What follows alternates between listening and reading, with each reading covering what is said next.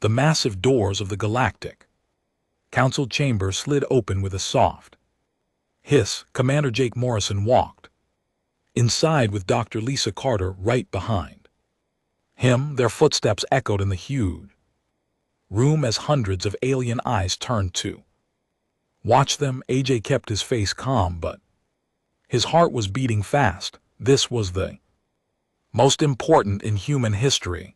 The chamber was like nothing on Earth. The ceiling stretched up so high that clouds formed near the top. Floating platforms held delegates from dozens of different worlds. Some aliens looked like giant insects with shiny shells. Others had tentacles instead of arms. A few glowed with their own light. Jake had studied pictures of them for months, but seeing them in person was still shocking.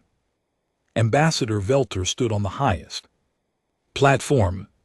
He was from the Cathani Empire, one of the most powerful groups in the galaxy. His body was made of what looked like living crystal. Light moved through him in slow waves. When he spoke, his voice sounded like wind chimes in a storm. The human delegation will approach the center platform, Belter announced. His words were translated into English by small devices in Jake's and Lisa's ears. Jake and Lisa walked to the platform in the middle of the room. Rose up from the floor with a quiet hum. Now they were level with most of the other delegates. Jake could see the aliens more clearly. Some were beautiful in a strange way. Others made his skin crawl, but all of them were watching the humans with the same expression, fear. Commander Morrison of Earth, Velter said. Dr. Carter of Earth, you have come before this council to request membership in our galactic community. We have reviewed your application. We have studied your world. We've reached our decision. Lisa squeezed Jake's arm gently. They both knew this moment would change everything for humanity. Either they would join the galaxy's greatest civilizations, or they would be left alone in the dark. Your world has been classified, continued, according to our scientific standards. Earth is a Class 12 death world. This is the highest danger rating in our system. A hologram appeared above their heads, showed Earth from space, blue and white and beautiful. But then the image changed. It showed hurricanes that could destroy entire cities, tornadoes that could lift houses into the air, earthquakes that split the ground open, volcanoes that turned day into night with their ash. Your planet's weather systems are extremely violent, said another delegate. This one looked like a tall, thin tree with silver bark. The atmospheric pressure changes would kill most of our species instantly. More images appeared. Lions hunting in Africa, sharks swimming in the oceans, poisonous snakes and spiders, out bears that could break a person's bones with one swipe. The aliens made nervous sounds as they watched. Your world's life forms are incredibly aggressive. The tree-like alien continued. Even your plant life produces deadly toxins. We have found over 3,000 species on your planet that could kill a Cathian in minutes. Jake started to speak, but Velter held up one crystal hand to stop him. There is more, Belter said. Your species itself shows clear signs of death world adaptation. You're stronger than any other known intelligent species. Your reaction times are faster. Your endurance is beyond our measurements. You can survive injuries that would kill any civilized being. The hologram changed again. It showed human soldiers in combat, athletes running and jumping, people working in conditions that would be impossible for most aliens, mountain climbers scaling icy peaks, deep sea divers going to Crushing depths, most concerning of all. Velter said, is your species' behavior. Patterns, you actively seek danger. You compete against each other in violent sports, you explore the most dangerous parts of your own planet for entertainment. This is not normal behavior for intelligent life, Lisa felt. Anger rising in her chest. She was a scientist. She'd spent her whole life studying and learning and trying to make the world better, but these aliens saw her as some kind of monster just because she was human. You make us sound like savage animals, she said, her voice carried clearly through the chamber. But we are not. Have art and music and literature, we have laws and governments, we take care of our sick and our elderly, ill, we have stopped wars and made peace. A delegate that looked like a floating jellyfish pulsed with red light. Dr. Carter, your species has been at war for its entire recorded history. You have weapons that could destroy your own planet. You have used these weapons against your own people. How can you claim to be peaceful? Jake stepped forward. We have had wars, yes, but we have also had peace, have learned from our mistakes. We came here not to conquer or to fight, but to learn to be part of something bigger than ourselves. That is exactly what makes you dangerous, Velter said, his crystal body flashed brighter. Every death world species we have encountered has said the same thing. They all claim to want peace. They'll promise to follow our laws, but their true nature always emerged. Violence is bred into your bones. You cannot escape what you are. The chamber filled with the sound of alien voices, agreeing clicks and whistles and musical tones that all meant the same thing. They were afraid of humans. We have records, said a blue-kin delegate with 4 arms. 17 different death world species have applied for membership over the last 2,000 years. 14 of them were rejected immediately. 3 were allowed to join on a trial basis. All 3 caused massive disruptions. Wars broke out. Entire star systems were abandoned. Billions died. We learned our lesson. Velter said, Deathworld species cannot coexist with civilized life. You are too dangerous, too unpredictable, too violent. Jake felt desperation growing inside him. Give us a chance. Let us prove that we are different. We can be valuable members of your community. We can contribute.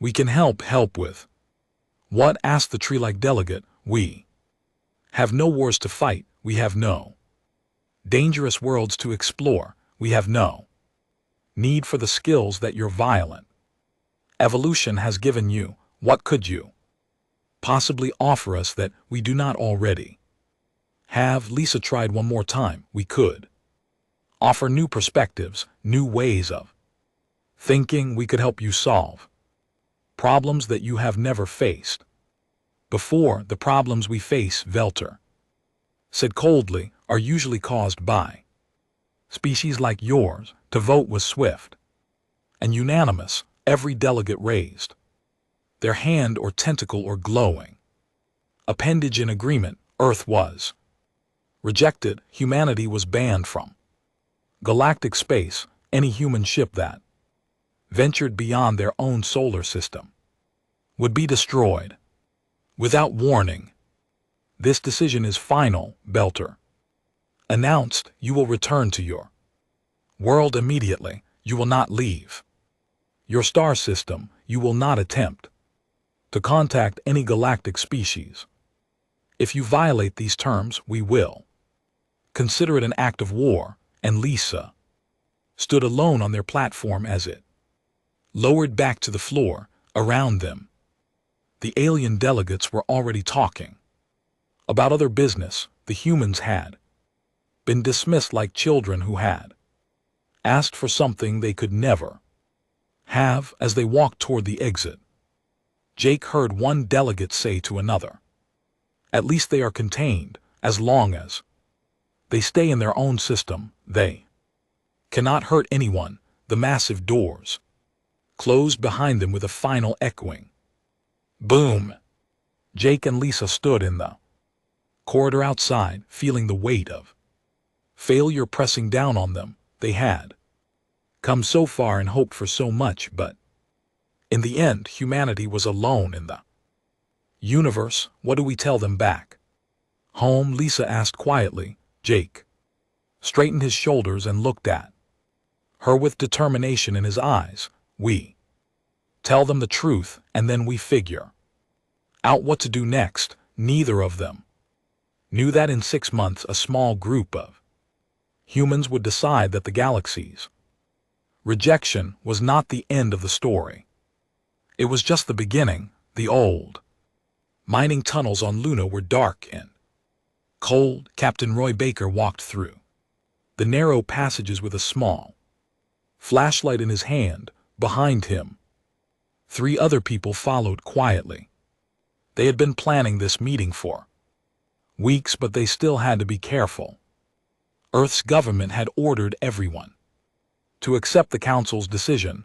Anyone caught planning to defy the aliens would be arrested. Roy stopped at a heavy metal door marked with old warning signs. He typed a code into the lock and the door opened with a grinding sound. Inside was a large room that had once stored mining equipment. Now it held tables, chairs, and computer screens. This was their secret headquarters. Amy Walsh was already waiting inside. She was one of the best pilots in the Earth Defense Force, but like Roy, she had been ordered to stop all activities related to alien contact. As she looked up as they entered and gave them a grim smile. "Any trouble getting here?" she asked. "Nothing unusual," Roy replied, "but I think they are watching us more closely now." Chris Parker came in next, carrying a heavy bag of tools and electronic parts. He was an engineer who had worked on the first human spacecraft designed for long-distance travel. The government had shut down his project.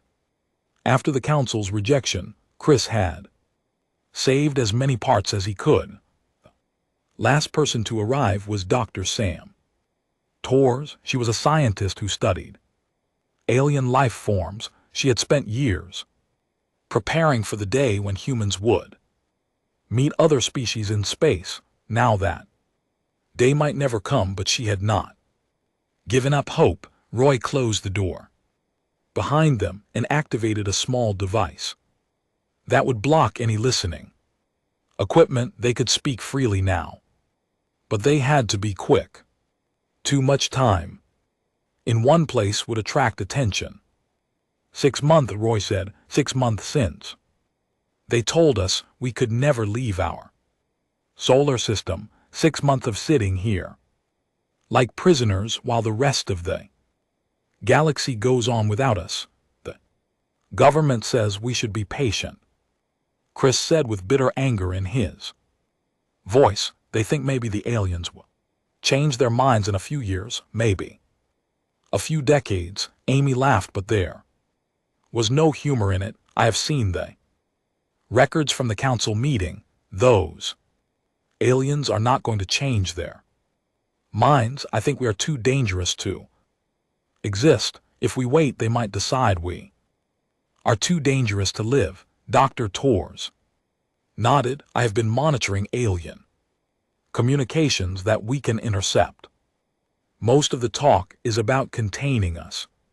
Some groups are discussing whether they should destroy Earth before we develop better technology. The room was quiet for a moment as everyone absorbed this information. Roy had suspected this might be true, but hearing it confirmed made his stomach tight with fear and anger. That is why we are here, Roy said. Operation Breakout. we are not going to sit and wait for them to decide our fate. We are going to take control of it ourselves. He activated a wall screen that showed technical drawings and star charts. Chris, show them what you have been working on. Chris opened his bag and pulled out a small device that looked like a metal egg with wires coming out of it. This is a prototype cloaking system, is based on technology we salvaged from the first alien probe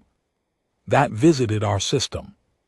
We could not understand most of it, but I figured out how to copy some parts. He connected the device to his computer and showed them a simulation creates a field around a spacecraft that bends light and other radiation to alien sensors. The ship would look like empty space. Amy leaned forward to examine the device more closely. How long does it work right now? Maybe 2 hours, Chris admitted, but I think I can improve it with more time and better materials. Maybe 6 hours, maybe more. That might be enough, Roy said. Show them the ship. Chris switched to another screen that displayed the blueprint of a spacecraft. It was smaller than most human ships, built for speed and stealth rather than comfort. I call it the Wanderer. It uses human engineering principles that the aliens think are impossible. They build everything with computer control and safety systems. We build things that a human pilot can control directly. Amy studied the design with professional interest. The engines are positioned strangely.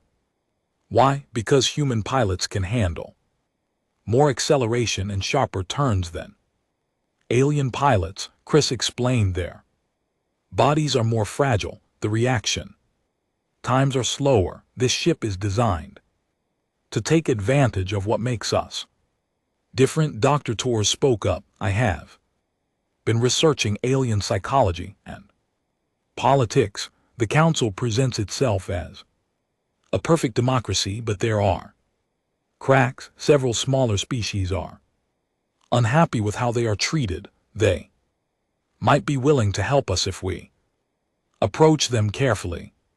She showed them a list of alien species with notes about their political situations. The Gelinari have been complaining about economic restrictions. The Valinics are angry about territorial disputes. The Quintal want more representation in the council. If we could contact them secretly, we might find allies. Roy nodded. That is exactly what I was hoping to hear. We cannot fight the entire galaxy alone, but we do not have to. We just need to prove that humans are not the monsters they think we are. There is a problem, Amy said.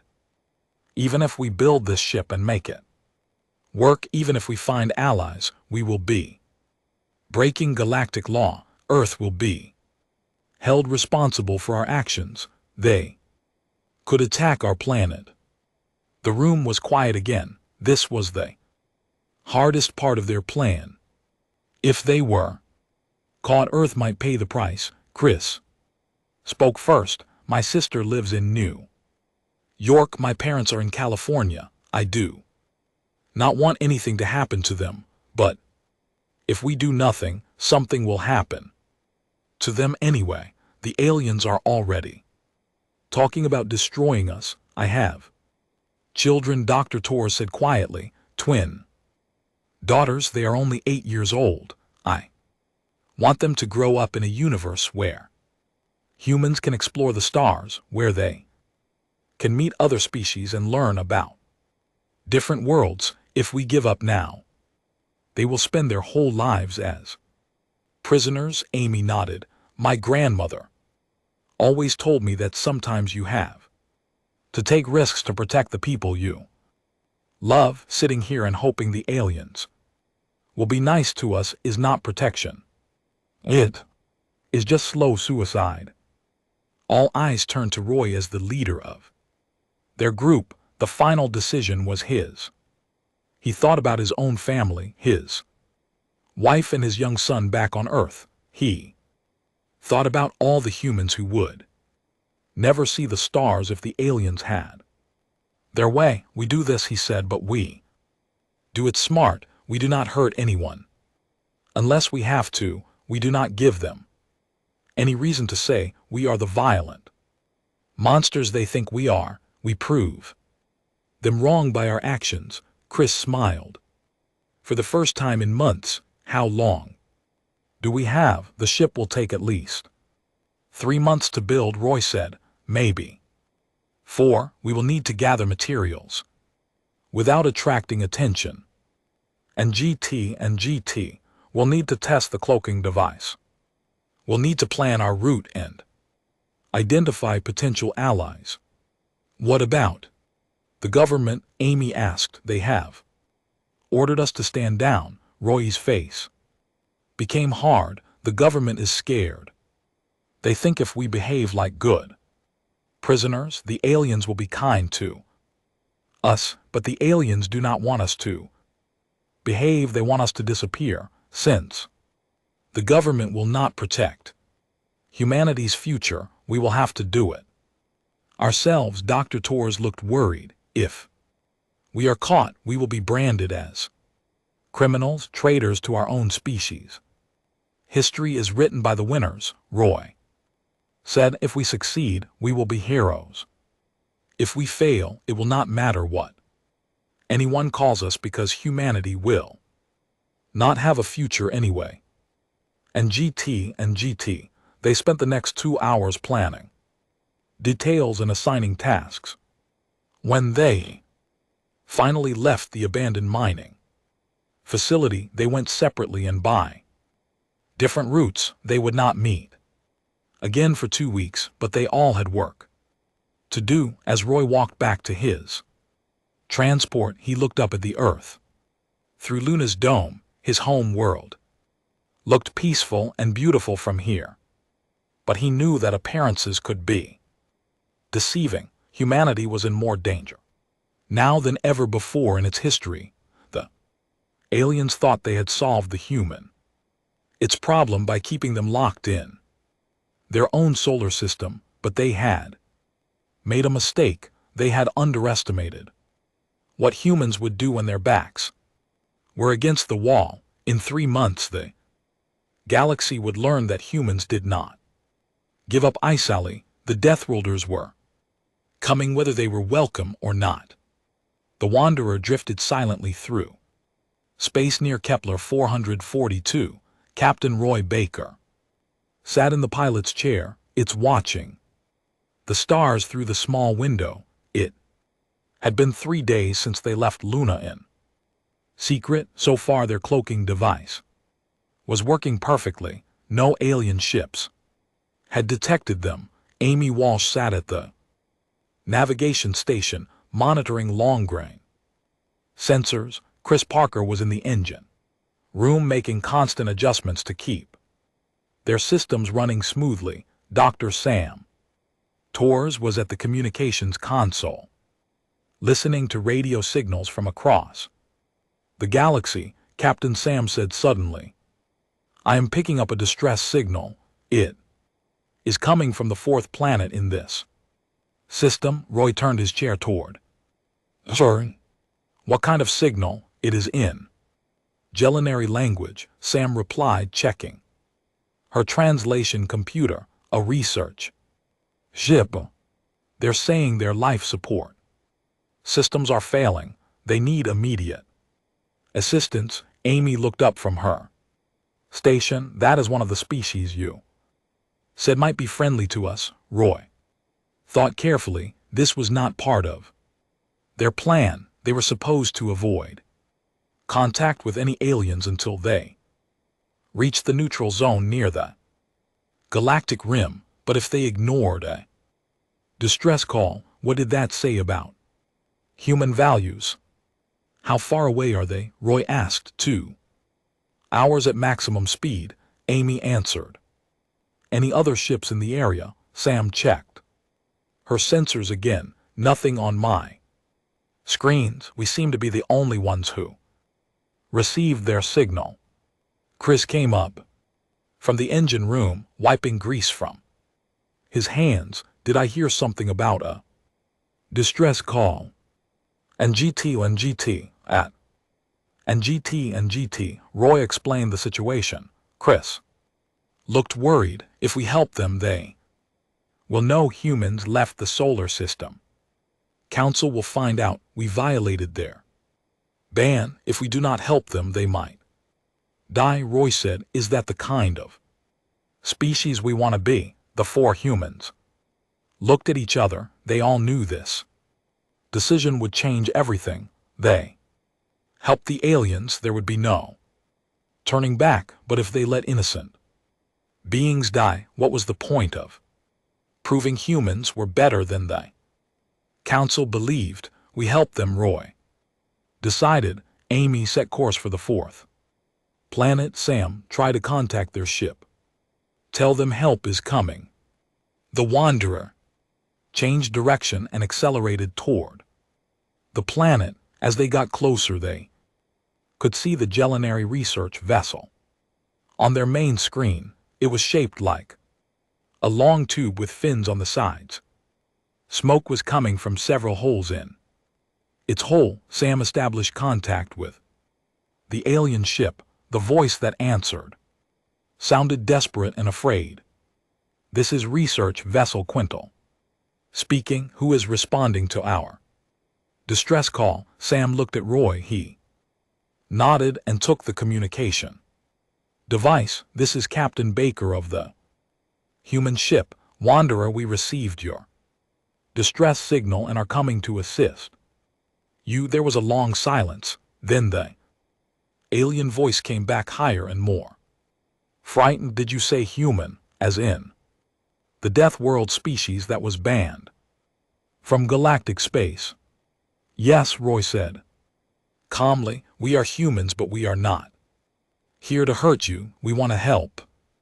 Another pause, then a different voice came on the radio. This one sounded older and more tired. This is Chief Researcher Quintal. Captain Baker, we are grateful for any assistance. Our main power core is failing. We have maybe 6 hours of life support remaining. Roy looked at Chris. Can we help them? Chris was already studying the sensor readings of the alien ship. Their technology is different from ours, but the basic principles are the same. I think I can jury-rig something to get their systems working again.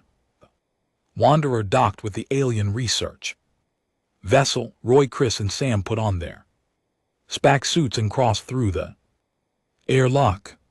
The inside of the alien ship was dimly lit and filled with strange smells. The gravity was lighter than Earth normal. 3 Galenari waited for them in the main corridor. They were about the same size as humans, but had gray skin and large dark eyes. Their hands had 6 fingers each. They wore simple robes that seemed to shimmer in the low light. The oldest Gelinary stepped forward. I am Quintal. You are really humans, the ones the council warned us about. We are humans, Roy confirmed, but we are not what the council told you we were. Quintal studied them carefully. You do look dangerous. Strong, built for violence. She came to help us. Why? Sam answered before Roy could speak. Because it was the right thing to do. In human culture, we help people in trouble. It does not matter what species they are. Chris was already examining their damaged equipment. Your power coupling is burned out. Your backup systems are overloaded, but I think I can fix it with parts from our ship. One of the younger Gelinori looked nervous. Should we trust them? Council says Deathworlders are unpredictable, violent. Quantal watched Chris work. The human engineer was being very careful not to damage anything. His movements were precise and gentle despite his strength. Judge them by their actions, not by what others say about them. For the next 4 hours, Chris and Sam worked alongside the Gelinary engineers. And GT and GT, oh. And GT and GT, the aliens were amazed by human problem-solving methods where they would have replaced entire systems.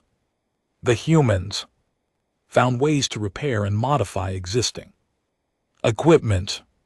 You and GT make it look so simple, said one of the Gelinary engineers.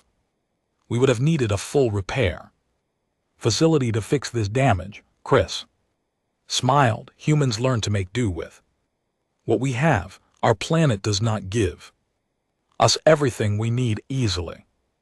Have to be creative. While the repairs were happening, Roy talked with Quintel and the ship's common area. The alien researcher seemed curious about human culture and history. The council told us that humans are constantly at war. Quintel said that you destroy your own environment. You cannot be trusted. Roy nodded. We have had wars. We have made mistakes, but we have also learned from them. We have stopped many conflicts through negotiation. We work together when we face common threats.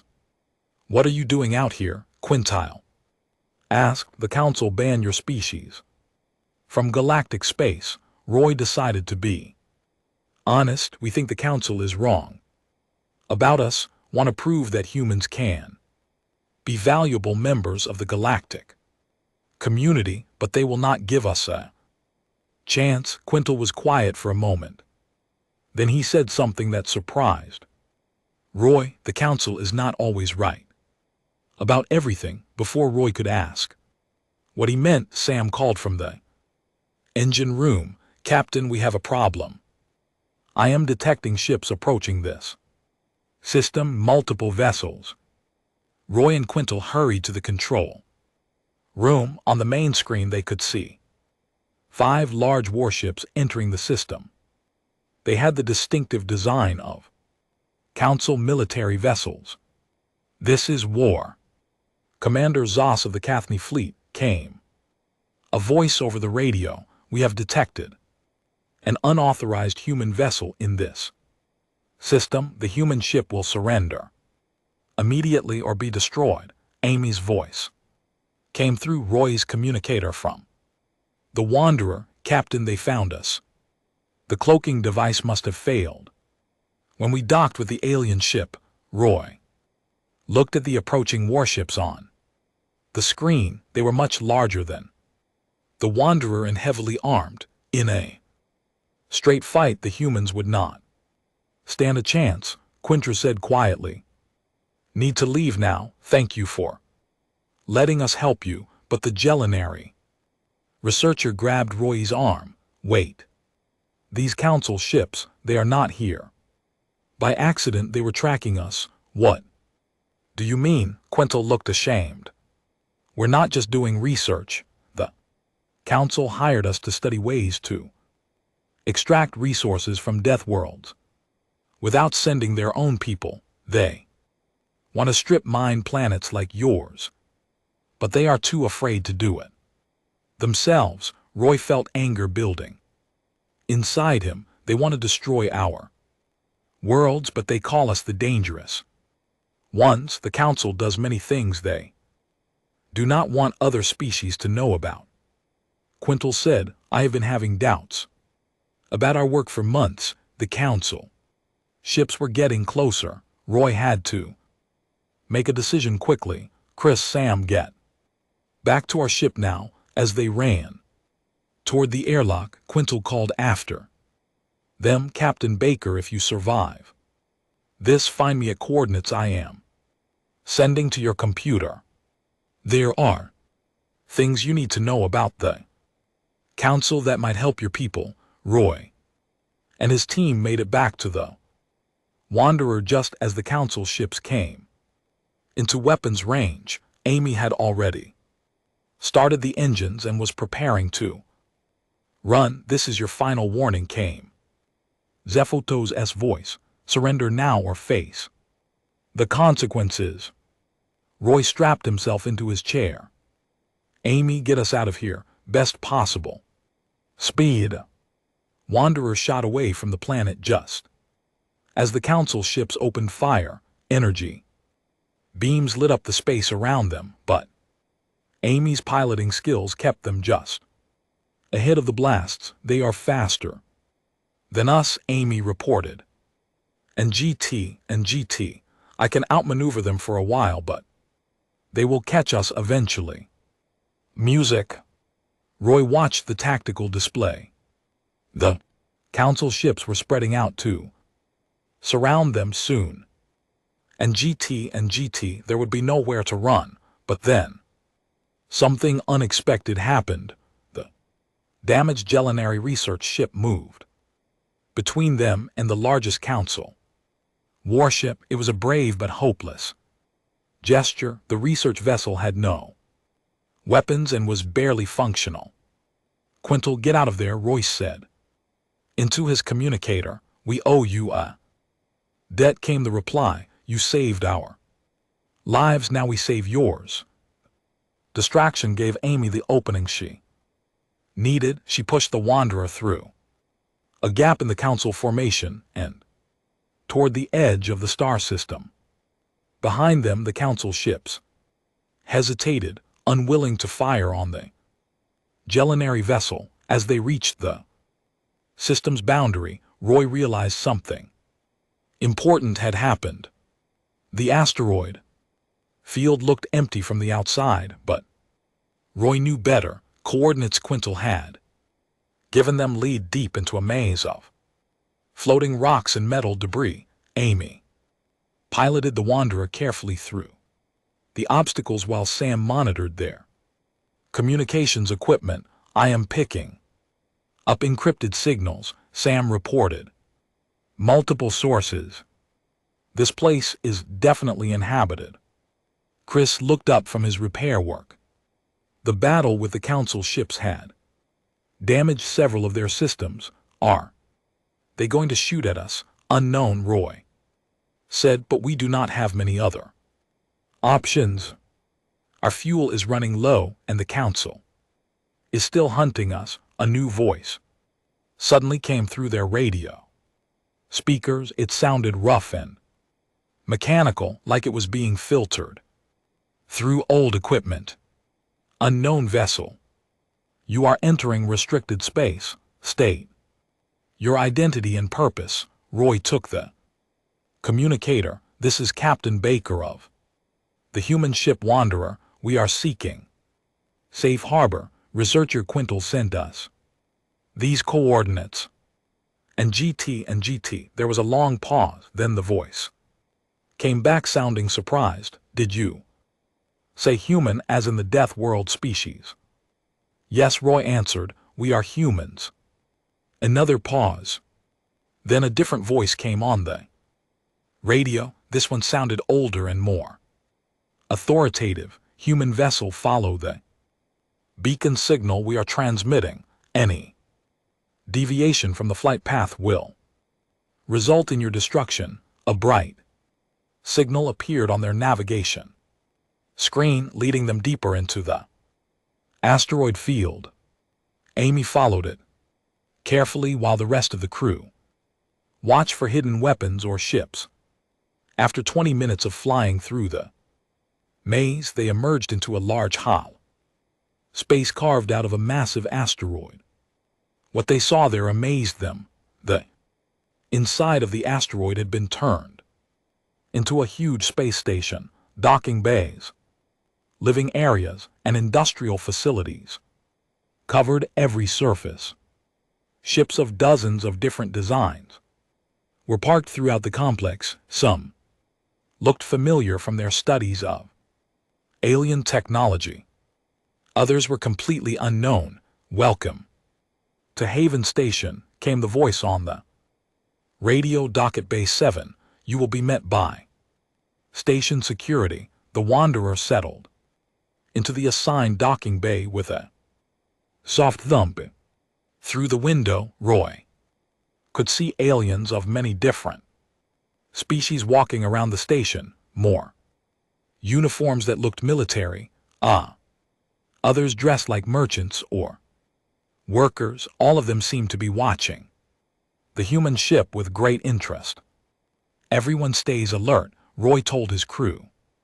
We do not know if these people are friends or enemies yet. They put on their sidearms and walked to the airlock. When it opened, they found themselves facing 3 aliens in military uniforms. The leader was tall and thin with blue skin and forearms. Roy recognized the species from his studies. It was the same species as the council ambassador who had rejected humanity. I am Commander Krikva, the alien said in accented English, former general of the Velter Third Fleet. You are the humans who escaped from ZDOS? Former General Roy asked. Krikva's expression became grim. I disagreed with certain council policies. I decided I was no longer suitable for command. Now I run security for the station. He gestured for them to follow him. And GT, come there. And GT, are many people here who want to meet the famous Deathworlders. They walked through corridors filled with aliens from species Roy had never seen before. Some looked like the ones from the council chamber, but others were completely different. A few seemed to be mixtures of different species, as if they came from worlds where multiple races live together. What is this place? Sam asked as they walked. Haven Station is a sanctuary, Krikva explained. We provide shelter for refugees, political exiles, and anyone else the council considers undesirable. Pirates, smugglers, free thinkers, rebels, all are welcome here as long as they follow our rules. Entered a large common area filled with tables and chairs. Dozens of aliens were eating, talking, and conducting business. When they saw the humans, many stopped what they were doing to stare. Word travels fast out here, Krika said. Everyone has heard about your escape from Kepler 442.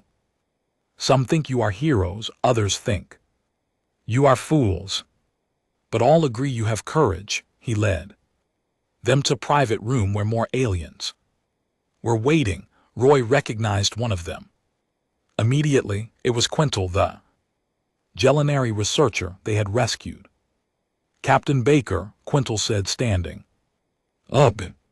I am glad you made it safely. I was not sure you would survive Zepho's attack. You almost did not, Roy admitted. Thank you for helping us escape. It was the least I could do, Quintal replied. You saved my crew's lives, but that is not why I asked you to come here. He activated a holographic display that showed star charts and documents. What I am about to tell you could change everything. The council is not what it appears to be. For the next hour, Quintal explained what he had learned during his years of working for the council. They claimed to be a democratic organization dedicated to peace and prosperity for all species. But in reality, they were controlled by a small group of powerful worlds that used fear and economic pressure to maintain their dominance. Now the Death World classification system is not just about safety, he said. It is about control. Any species that might challenge council authority gets labeled as dangerous and isolated. Chris looked confused. But what about all those records of Death World species causing problems? Some of those records are real, Quintal admitted, but many are exaggerated or completely false. Death World species for centuries to justify their policies. Dr. Torres leaned forward. Why are you telling us this, 'cause I think humans might be different, Quint said. Every other Death World species we encountered was alone when they applied for membership. They had no allies and no one to speak for them, but you have something they did not have. What? Roy asked. Crixa answered each other and now us. Over the following days, Roy and his crew learned more about the hidden politics of the galaxy. Haven Station was just one of many secret bases operated by species that opposed council rule, were motivated by economics, others by ideology. A few were simply tired of being told what they could and could not do. Dr. Torres set up a small medical clinic in one of the station's unused rooms. Her knowledge of death world biology proved incredibly valuable. Most alien doctors had never dealt with the kinds of injuries and diseases that were common on harsh worlds. Her treatment saved lives and impressed even the most skeptical aliens. Your medicine is so aggressive, said a Cathani doctor who was working with her. Our treatments are much more gentle. Gentle treatments do not work on species from violent worlds. Torres explained. We have to be strong to survive on planets like Earth. Our medicine reflects that reality. Meanwhile, Chris Parker was working with engineers from multiple species to improve their technology. The aliens were amazed by human problem-solving methods where they would design elaborate computer systems. Humans found simple mechanical solutions that worked just as well. You make everything so complicated, Chris told a group of alien engineers. Sometimes the best answer is the simplest one. Amy Walsh spent her time training with other pilots. She learned that most alien species relied heavily on automated systems and computer assistance. Human pilots who could fly manually had a huge advantage in combat situations. Your reflexes are incredible, said a pilot from the next ghost species. How do you react so quickly? Practice, Amy said simply. On Earth, if you do not react quickly to danger, you die. But the most important discovery came from Roy's conversations with Commander Krikva and other station leaders. They learned that there were hundreds of species throughout the galaxy that were unhappy with council rule. Many had been trying to organize resistance movements for years, but they lacked coordination and leadership. What we need, Krika said during one of their planning meetings, is a symbol, something that shows other species that the council can be challenged successfully. You mean like humans escaping from council warships? Roy asked. Exactly like that, Krikvo confirmed. Your escape has already inspired resistance cells on dozens of worlds. If we could organize them into a unified movement, we might be able to change things. Roy looked around the room at the faces of aliens from many different worlds. Some were fierce warriors, others were brilliant scientists, a few were cunning politicians. All of them wanted the same thing: freedom from council tyranny. What would this organization be called? He asked. The Free Species Alliance suggested. Quint. Nope, open to any species that believes in equality and self-determination. Over the next week, they worked to create the structure of their new alliance. Roy found himself in an unexpected position. The other species wanted humans to take a leadership role, not because they were the strongest or smartest, but because they had proven they would not give up when faced with impossible odds. Deathworld species have one advantage Over all others, Krikva explained, you do not accept defeat easily, that is exactly what this movement needs, but their planning was interrupted by urgent news. Sam picked up Council military communications that made everyone's blood run cold. They are mobilizing a massive fleet, she reported, hundreds of ships from multiple species. Their target is Haven Station. The Council fleet arrived exactly when Sam predicted. Through the sensors, Roy could see hundreds of warships spreading out around the asteroid field. They were massive vessels from a dozen different species, all united under Council command. War Commander Zephos led them in his flagship, Cathani Dreadnought, that was 3 times larger than any ship in the Alliance fleet. All ships report ready, Amy said from the pilot's chair of the Wanderer. Around them 60 Alliance vessels of various sizes and designs waited for orders. It was not nearly enough to match the Council's firepower, but it was all they had.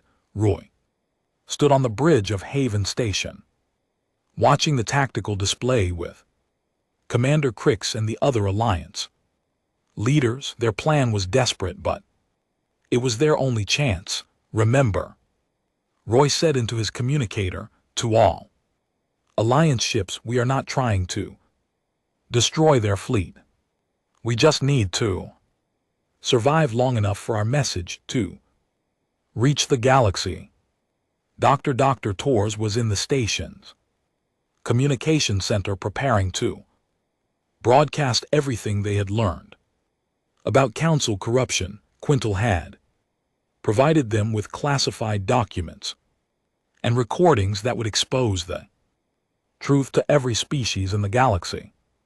But they needed time to send the transmission to enough systems to make it impossible for the Council to suppress. Council fleet is hailing us, reported the communication officer. Put them through, Krika ordered.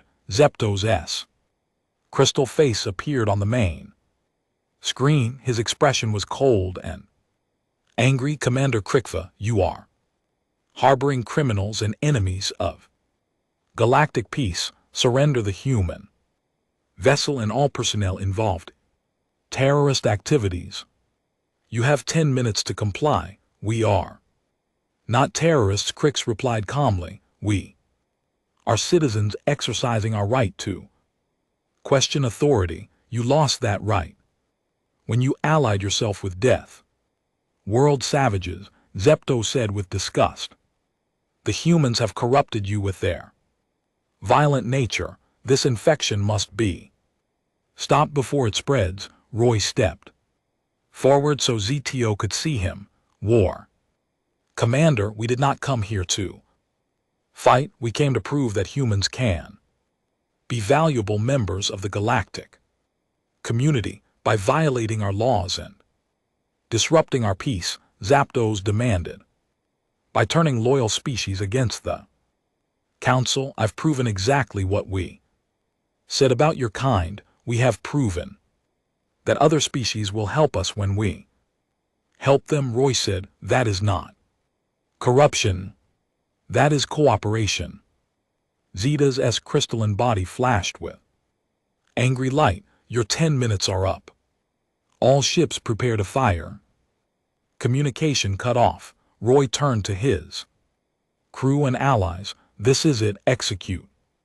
The Death World, Gambit. The Alliance fleet began moving toward a nearby nebula that Chris had identified during their planning. It was a chaotic region of space filled with radiation storms, gravitational anomalies, and electromagnetic interference. Most alien species avoided such areas because their technology could not handle the extreme conditions, but humans had grown up on a world where extreme conditions were normal. All Council ships pursue and destroy, came Zeto's voice over their intercepted communications. Do not let them escape into the nebula. But the Council fleet followed them, but they were cautious. Their sensors were already being affected by the nebula's interference. Their advanced computer systems were struggling to compensate for the chaotic environment. Amy pushed the Wanderer deeper into the nebula with confidence. She had learned to fly in Earth's worst storms. This was just another kind of bad weather tour. Alliance ships. Execute scatter pattern 7, Roy ordered. The smaller Alliance vessels spread out through the nebula like a school of fish avoiding a predator. Council ships tried to follow, but their larger size made them clumsy in the tight spaces between energy fields and gravity wells. First wave of enemy ships entering the nebula. Reported Sam are having trouble maintaining formation. Roy smiled grimly. This was exactly what they had hoped for. The aliens were too dependent on their technology. When that technology failed, them did not know how to adapt. The first exchange of weapons fire lit up the nebula like lightning in a storm cloud. Alliance ships darted between the Council vessels, firing quick bursts before disappearing into the interference. The larger enemy ships fired back, but their shots went wide as their targeting system struggled with the chaotic environment. Direct hit on enemy cruiser. Amy reported as she spun the Wanderer around a gravity well. Their shields are down, but the Council had numbers on their side. For every successful Alliance attack, 3 more enemy ships entered the nebula. Slowly the rebels were being overwhelmed. Alliance ship Thunder is destroyed, came a report from one of the other vessels. Alliance ship Swift is heavily damaged and requesting assistance. Roy watched the tactical display with growing concern. Their plan was working, but they were still outgunned. They needed something more. That something came from an unexpected source. Dr. Tor's voice came through the communication system with excitement. Her voice, Captain, the transmission is working. I'm receiving responses from across the galaxy. Dozens of species are confirming they received our evidence about Council corruption. More importantly, some of those species were doing something about it. Sam picked up new signals on our sensors. Captain, I am detecting ships approaching the nebula, multiple fleets from different species. They are not Council forces. On the main display, new contacts appeared at the edge of the star system. Ships from the Valanex, the Quintal, the Shurin, and half a dozen other species that had been oppressed by Council policies for decades. This is Fleet Commander Norval of the Valenox Republic. Came a new voice over there. Communications. Stand with the Free Species Alliance. Council forces withdraw immediately or face the consequences.